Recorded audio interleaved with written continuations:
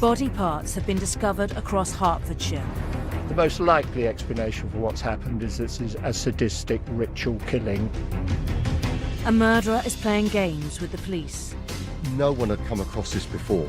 Is it the same victim? Was this a serial killer? There was so many unknowns in this. I certainly was losing sleep over it. This offender is very forensically aware. They know how to hide evidence. There's always going to be a chink in their armour, and it's down to us as the professionals to find it. The forensic scientists will have to go to unprecedented lengths if they're to catch the killer at the crime scene.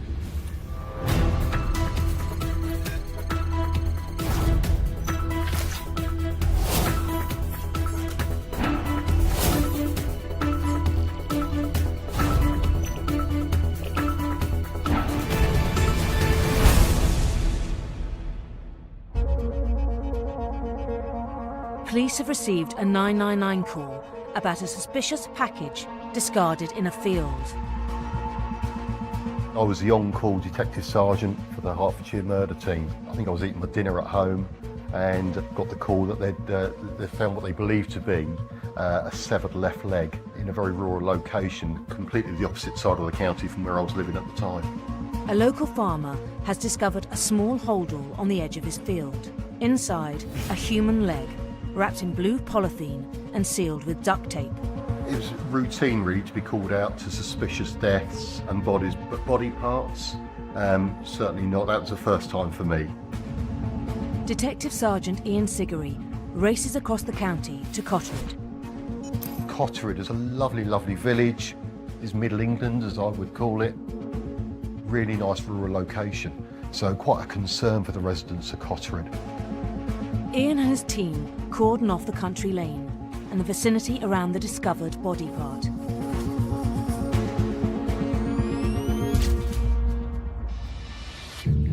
Finding an item like this in a lay-by, the CSIs will have to cast the net really wide and recover any recent and non-recent evidence from that lay-by, because we don't know initially how long that item's been there for. There might be discarded items that might have fingerprints on, or DNA on wrappers, or drink cartons, or cigarette ends.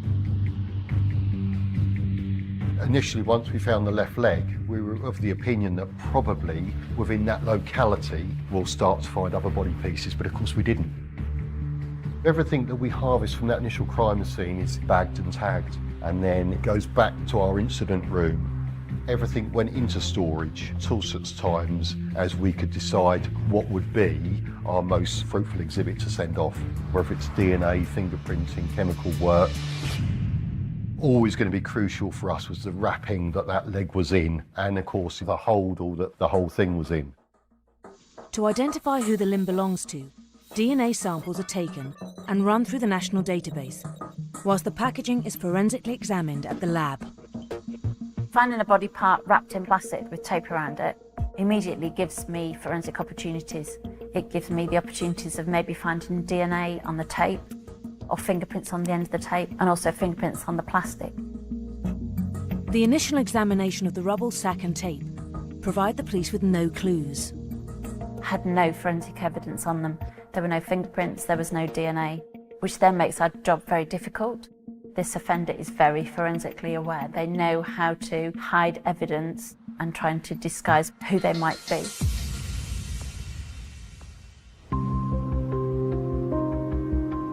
All of the routine inquiries that we carried out in Cottered really came to no avail.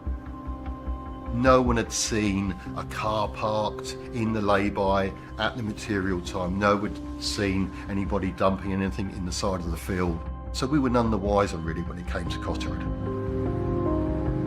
The results are in from the DNA samples taken from the limb discovered in the holdall. Unfortunately, it came back as no trace, so the body part remained unidentified. It was quite disheartening really, because we knew that if we identified who our victim was, then naturally the offenders would follow very soon thereafter. The pathologist did, however, make an observation about the efficiency of the amputation. Whoever carried out this dismemberment had done so in a very, very professional way. We were hypothesising, well, was this a medical amputation? Experts tell us that the dismemberment itself was very skilled, clinical and professional, and that indicates that there may have been some prior experience or practice in dismembering bodies. It requires great anatomical knowledge to cut at precise cutting points, so that may be part of the medical profession. It could be working in a butcher's. 7 days later, another gruesome discovery. The second call came in again on a Sunday. A couple found a forearm just at the side of the road in Wheathampstead. When the call came in, I was sure that would be obviously linked to our leg. The leg was found in Cotteridge, whereas we're now finding a forearm in Wheathampstead, which is the other side of the county. Both scenes at Cotteridge and Wheathampstead were very similar in being very rural and not overlooked by any residential properties. So this was the second deposition site. So it's approximately here that the left forearm was discovered by the couple out walking on that Sunday morning. Literally just laying at the side of the road, just off the grass verge. So we believe it had probably just been launched, maybe just out the car window. You would identify it as definitely a male. It's quite a hairy arm, very professionally severed at the hands and cut off at the elbow, but it was all very cleanly done, as if someone had done this before.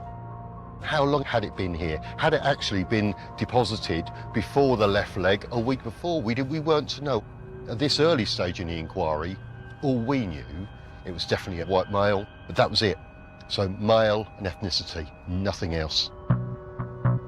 So now we've got two crime scenes, two potential dump sites of body parts. I would, as a crime scene manager, try to look to link the two scenes together. Are the same tyre track marks at the two crime scenes? We would do this by photographing them, and then also, if they were good enough, we would take a plaster cast of the tyre track marks. It's important to keep all options open at a crime scene like this, and although tyre track marks aren't the best bit of forensic evidence, we don't know if they're going to be relevant or not, so it's really important to recover as much evidence from the crime scene as possible. We're able to measure the distance between the two tracks to work out the potential size and the type of vehicle potentially, and depending on how worn they are, depends if they've got unique damage in them or not, and whether that unique damage has been replicated in the actual tyre tread. We're not going to have any eyewitnesses to the deposition. We've got no CCTV. House-to-house inquiries are going to give us virtually very little. We knew we'd probably find a link eventually, but what was it? Was somebody deliberately trying to be sporadic in their deposition sites just to throw us off the scent? It's possible that the offender didn't have great concern for being detected by the police, because we can see that the body parts weren't necessarily hidden. So we're looking at somebody who is likely to have been looking to exert some control to achieve some sense of power and recognition and reward, send the authorities in different directions. Was this a serial killer? Was it organised crime? Was someone playing games with the police? We just didn't know, and not knowing is the concerning thing. 48 hours later and 100 miles north, Leicestershire police have discovered a skull that's been stripped of all its flesh. Of course, we believed it was going to be linked. We dispatched a team up to Leicestershire to liaise almost immediately.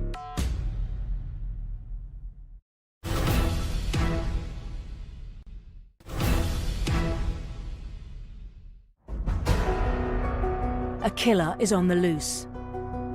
Members of the public have discovered a dismembered leg and a forearm dumped in Hertfordshire. And Detective Sergeant Ian Siggery and his team have now been called 100 miles north to Leicestershire, where a skull has been found. The skull was found in a farmer's field, completely void of any skin, of any flesh, unlike all the other body parts. So we believe that the offenders had carried out the removal of all the flesh and the skin to that skull. The sort of midsummer murder type scenario with a leafy village in the suburbs of Hertfordshire. And they find a leg, and then we find a forearm, and then a skull in Leicestershire. So it really had gripped the nation. A killer who appears to have almost taunted the police and courted publicity by scattering body parts far and wide. There'd been huge media coverage nationally with these body parts turning up. It was on all the news bulletins. The most likely explanation for what's happened is this is a sadistic ritual killing followed by an attempt to generate publicity. It was so high profile that everyone was alert to the fact that they're walking their dog and they came across something, they would have seen it in the news that week. Detectives are appealing for witnesses, for anyone who saw anything suspicious in these areas where the body parts have been left since the 20th of March. The world was looking at us, sleepy Hertfordshire. Once again, the forensic sees hundreds of exhibits, but there's still no fresh leads. The police are hoping the skull and dental analysis will provide a much-needed breakthrough. I think leaving the teeth was a real schoolboy error, because it really was our best method now of identifying our victim. But of course, we need to narrow it down. We just couldn't send these dental impressions out to all of the dentists in the UK. That's just not a feasible line of inquiry. But we knew that once we had a few more clues, then those teeth would really give us the identity of our victim. Several of our detectives just focused purely on missing persons. We're looking at international missing persons as well. Was this someone foreign to our lands that had come across? We went through hundreds of missing persons throughout the UK, and it was a big piece of work for the inquiry team. And if they did fall within our criteria, then we were going out visiting family and relatives.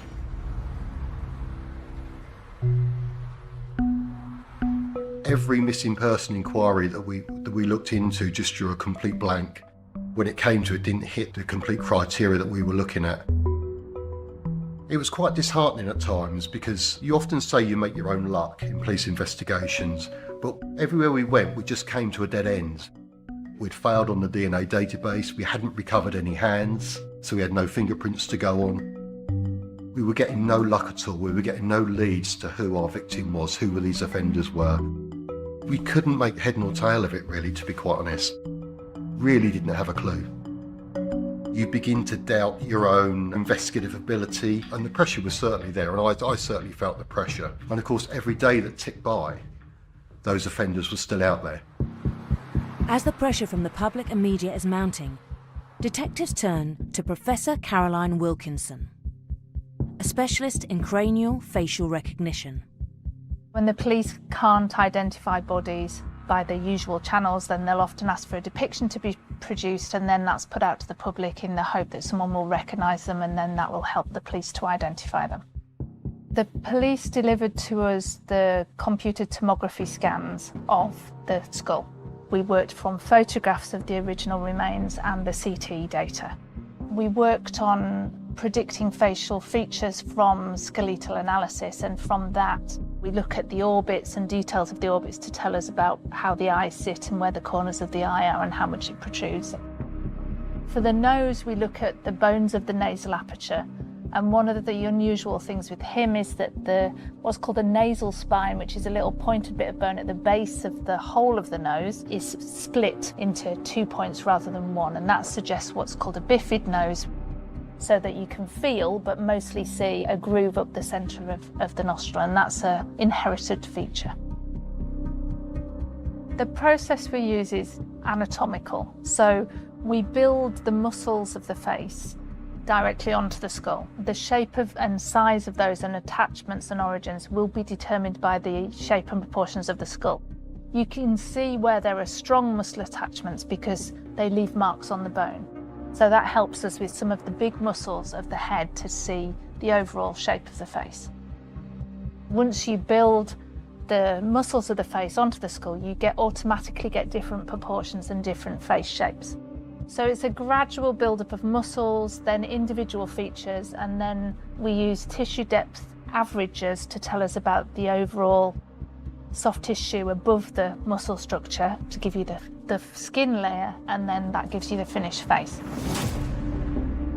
As Caroline works around the clock to create a depiction of the victim, another body part is found in Hertfordshire. The fourth gruesome discovery in just 3 weeks. Police have actually blocked off the A10 heading northbound. This gruesome discovery was made in a lay-by a motorist who stopped at lunchtime and found something in the woods. The police not actually revealing what they have found there, beyond the fact that it is a body part. Next call came in was the discovery of the leg in the lay-by on the A10. Main road, the A10 in and out of London, quite a large lay-by, just bordered with farmlands. A big search area for us, and an awful lot of litter, cigarette butts, crisp packets, sweet wrappers, absolutely anything that was alien to that rural location was seized by our forensic specialists. The amount of exhibits we had after that fourth scene was absolutely enormous. Police have now harvested thousands of exhibits, but have nothing that identifies a suspect or links the 4 crime scenes together. Sometimes you will have CSIs that will work for 10, 12 hours at a crime scene for 3 or 4 days, and none of their evidence actually comes to fruition, which can be quite soul-destroying sometimes. It's at this stage that we would then think even more outside the box, and we would consider more unique forensic techniques. We will consult with different forensic scientists for suggestions about what their evidence we might have recovered from the crime scenes. Is there any other evidence that we could potentially look for outside the normal DNA and fingerprints? So we would consider fibres. The investigative team came to the laboratory for a case conference to ask for assistance and seeing what kind of ways we could help them in terms of any scientific evidence that might help the investigation proceed forward at that point in time, as they had absolutely no clue or information regarding who may be responsible for this particular crime, or clue as to where this individual had been killed or dismembered. During the meeting, we were shown photographs of the body parts in the original packaging as they were found.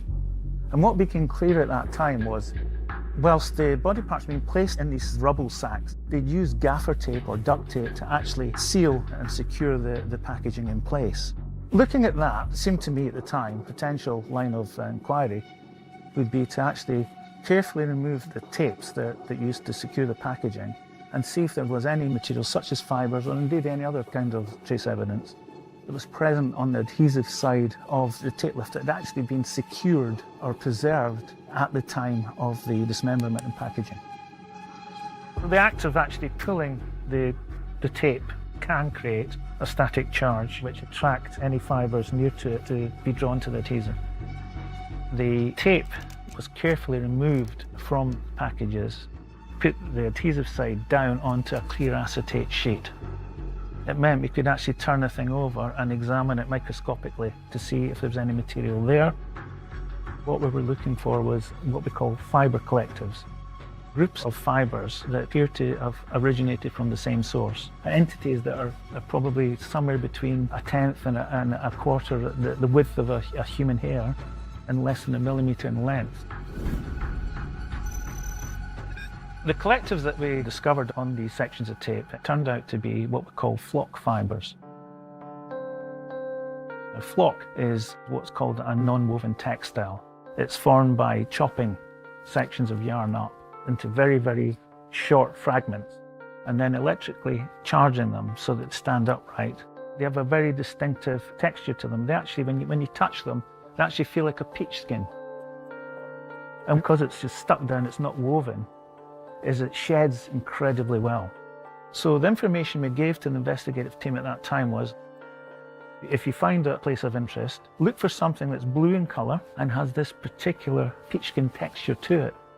Bring it to the lab if you find such an item, and then we'll perform a comparison using different analytical techniques as well as microscopy. As the detectives exhaust all the forensic angles, the killer they are hunting provides them a new lead.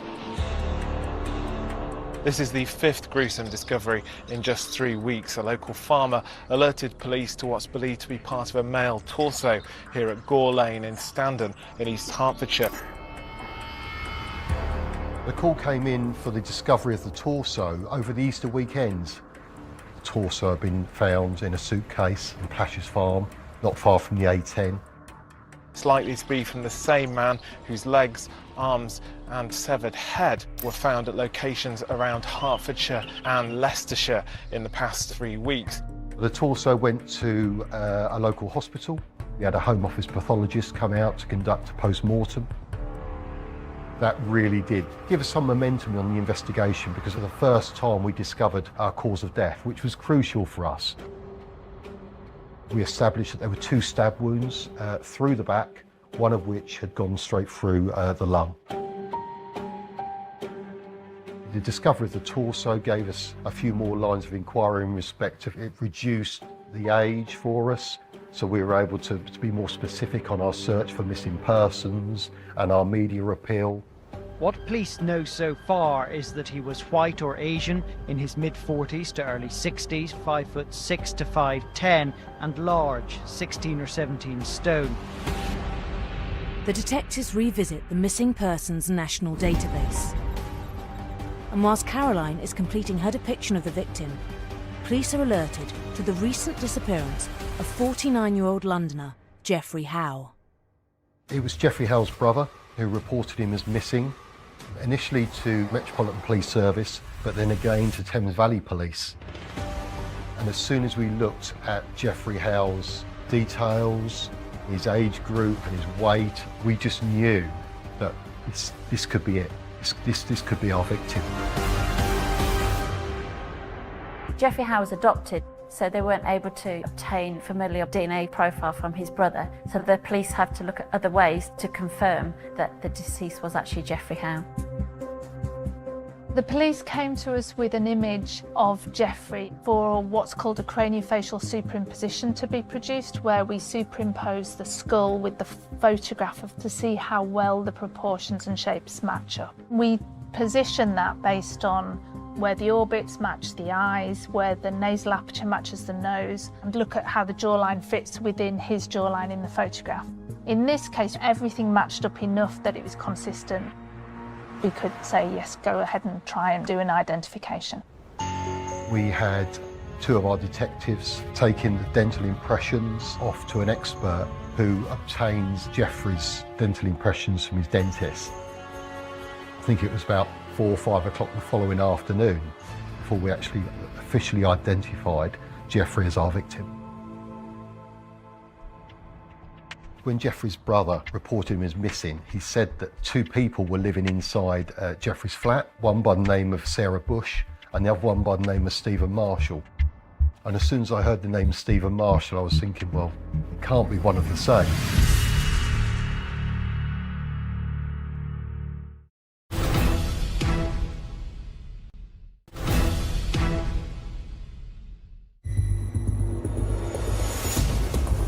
Police have confirmed that the dismembered body parts they discovered scattered across 2 counties belong to 49-year-old Geoffrey Howe, who'd been reported missing by his adopted brother.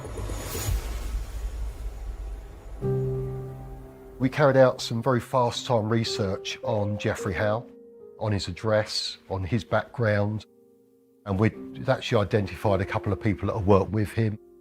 What we can say about Geoffrey, he was a really lovely, genuine man, hard-working, well thought of by his work colleagues and family, worked all his life in the kitchen sales arena, was good at engaging with people, was friendly, portrayed exactly what he was, a nice man.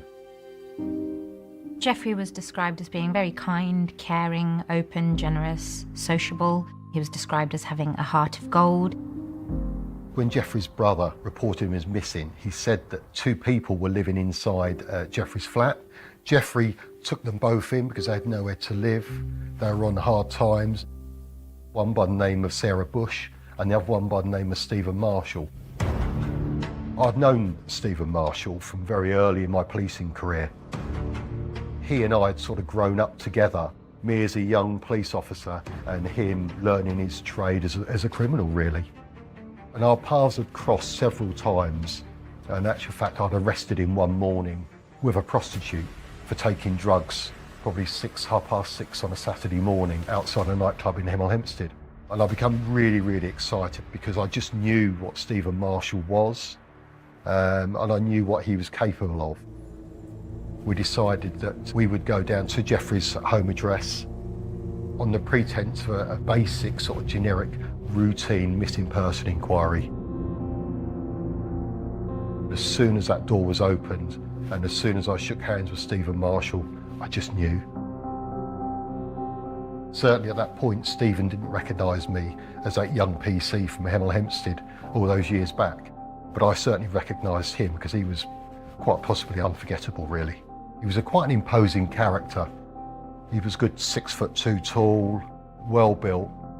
He was well into his fitness several years previously. In actual fact, he'd had a failed business as a gym owner. I was nervous, but I could see that Stephen Marshall was more nervous than I was. We sat down in the kitchen and I could see his leg just shaking underneath the table. And I just knew I needed to not raise any of his suspicions, really.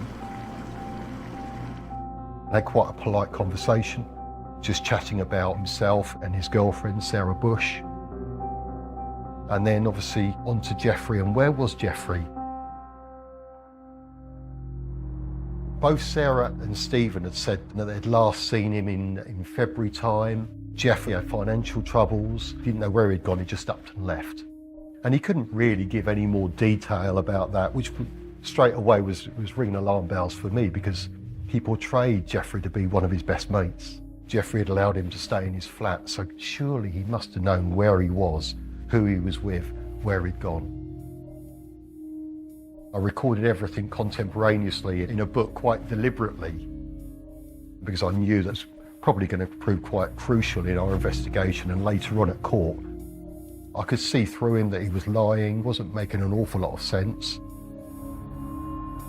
Had a look around the flat, and there was no bed, which was unusual. There was just a blow-up inflatable on the floor, which we really couldn't figure out why that was. So it just wasn't right. I just knew that I needed to leave the flat, just to give us a little bit of time to decide exactly what we were going to do. We had a brief discussion, and I just said, look, it's Stephen and Sarah, I know it's them, get them in. We had a number of different officers outside, called them all in, and I just walked in and said, Stephen Marshall, I'm arresting you on suspicion of the murder of Jeffrey Howe. He recognised me at that point as being from Hertfordshire, and said, I remember you now. Stephen Marshall was under arrest, Sarah Bush was under arrest, and then we took them back to Hertfordshire. Are you surprised to learn that Jeffrey Howe's been murdered? No comment. How did you feel when you found that he'd been murdered? No comment. Stephen Marshall refused to answer any of our questions, just made no comment to everything he was asked. Are you surprised that he's been murdered? No comment. What can you tell me in relation to his murder? No comment. Do you feel upset by his death? No comment. If he was an innocent man, why wasn't he helping us with our inquiries? Why wasn't he talking? Why wasn't he engaging with us? And do you feel upset by the fact that not only has he been murdered, but someone's chosen to dismember him and place parts of his body around the countryside? No comment. How does that make you feel? No comment. I think Sarah Bush was less comfortable with the cell block environment, less comfortable in telling the lies that Stephen Marshall was. He just knew he had to keep quiet, say nothing, and make the police prove it. Are you responsible for the killing and the dismembering of your friend Jeffrey Howe? If so, why did you kill and dismember Jeffrey Howe? No comment. It really was all the circumstantial evidence at that time, but we need hard and fast evidence. We need forensic evidence to say that was the scene. This is the room it took place in, and this is how it took place. The flat was deemed our crime scene. We couldn't really see too much signs of it being the scene of the murder. If someone's been murdered as brutally and as horrifically as Jeffrey Howe was, and then cut up into several different body parts, even if you've cleaned up as well as you can, it's highly likely that we will find a lot of blood at the scene, a lot of blood pattern distribution. We would lift the carpets up, would look in the floorboards to see if there's any traces of blood. Forensic scientists use ultraviolet technology to investigate the bedroom where the airbeds were. Once you started taking up carpets into the underlay, it just looked like brown staining. forensic team utilised ultraviolet lighting that showed up just an excessive amount of blood. We took off skirting boards.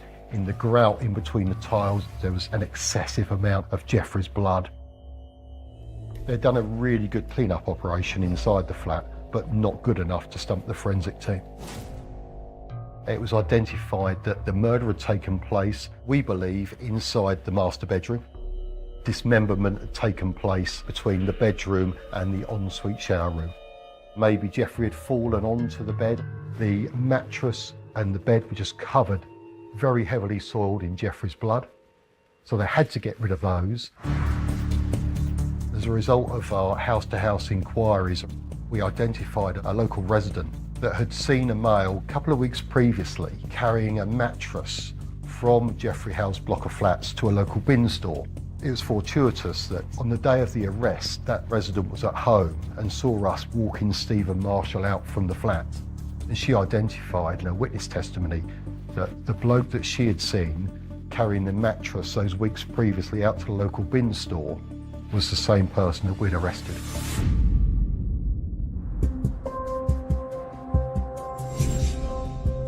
They had the blow-up beds replaced with a heavily soiled mattress. We now needed to link the missing beds, the blow-up beds, to the death and to the dismemberment. And that was where the fibre work came in. Unbeknown to us at that time, the material on the blow-up beds was going to prove absolutely enormous to the investigation. Dr. Ray Palmer identified various fibres in the duct tape used to wrap the first limb that was discovered in the blue rubble sack. If he can link the body parts to Stephen Marshall and Sarah Bush, it will be a massive win for the investigation. The phone rang from one of the investigative team to say that they'd found a potential source for these flock fibres. We immediately asked the investigative team to bring us these items so that we could take samples from it and compare it to the collective of fibres that we found on the tapes. This source turned out to be an inflatable mattress, which had a plastic substrate which obviously inflated. But on top of that, there was a layer of dark blue flock. Being on a clear acetate sheet, it meant we could examine it microscopically. We take representative samples from the areas of flock that were on these items. These are then placed on a comparison microscope, which allows you to look at the reference sample from the mattresses against the fibres from the tapes that used to secure the packaging. In the event that the comparison microscopy shows no differences, then we move on to the next analytical stage, which involves the use of an instrument called a microspectrophotometer that compares the colour between the question sample and the control sample. Again, any differences, you would exclude it. In the event that you cannot exclude these samples by this form of comparison, then we move on to another technique called Fourier transform infrared spectroscopy, which compares the chemical structure of the fibres down to the molecular level. Throughout this process, we've used this whole battery of comparative tests, and in each test that we performed, there were no differences between the samples. Consequently, we were very confident that these inflatable mattresses were the source of the collective fibres that we found on the tapes. Those blow-up beds must have been in that room at the time that Stephen Marshall dismembered Jeffrey Howe, wrapped up those body parts prior to discarding them. What they were actually doing was sealing in evidence relating to that particular environment. They would have been unaware of that. Once we'd identified and compared the flock collectives from the tapes, we went back to the tapes to see if there was anything else present. And we found a number of green polyester as well as maroon polyester collectives. Stephen Marshall had been known to wear some green polo shirts that had embossed with his old gymnasium that he once owned. The thorough search of the flat leads police to the laundry basket, where they seize Marshall's clothing.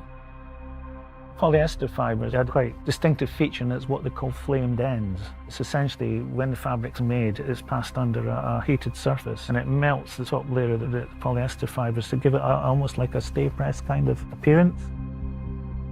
Under the microscope, the fibres from the tapings from the body parts exhibited the same features. All the analytical tests, they were indistinguishable.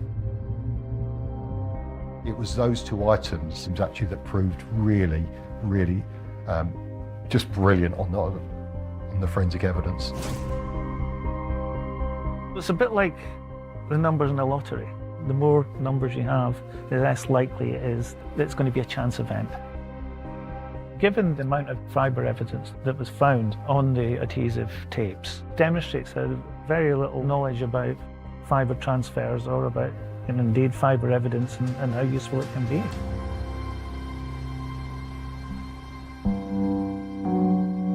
I believe he was a friend or an associate of yours. No comment. And my understanding is he's been quite kind to you in the past by allowing you to stay at his home address. No comment. You would expect anybody that had been accused of murder to shout from the rooftops that I'm an innocent man, that I didn't do this. And especially as the fact that Geoffrey Howe was supposedly one of his best mates. Just weeks before his death, Geoffrey had told friends that he felt he was being used by Marshall and Bush. It's reported that Geoffrey became more and more impatient as time went on, and it got to a point where Geoffrey asked them to pay some rent and they refused. You've called him, he's not returning your calls. You do see him on the 6th.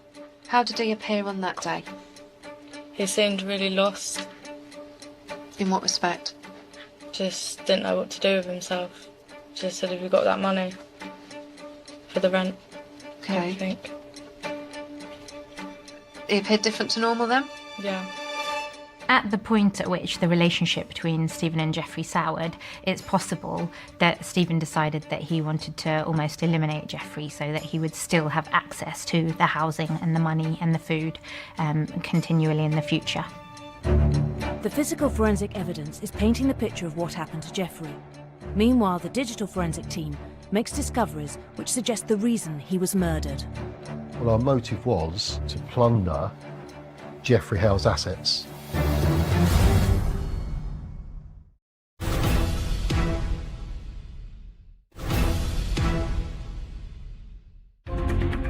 Stephen Marshall and Sarah Bush have been charged with the murder and dismemberment of kitchen salesman Geoffrey Howe. Police must now analyse the digital forensics to prove the motive behind the murder. Post-charge, once Sarah Bush and Stephen Marshall were locked up on remand in prison, the investigation just picks up pace, really. The telephone work takes time. We need to get that lawfully from all the service providers. We got all the data back from Geoffrey's phone to prove that that had stopped working on the Sunday, which was probably the day of his murder. The handset was sold by Stephen Marshall the following day, on the Monday. They'd sold Geoffrey Howe's car on eBay several days after his murder. And we'd identified where that car was. We'd obtained witness testimony from the person that purchased the car.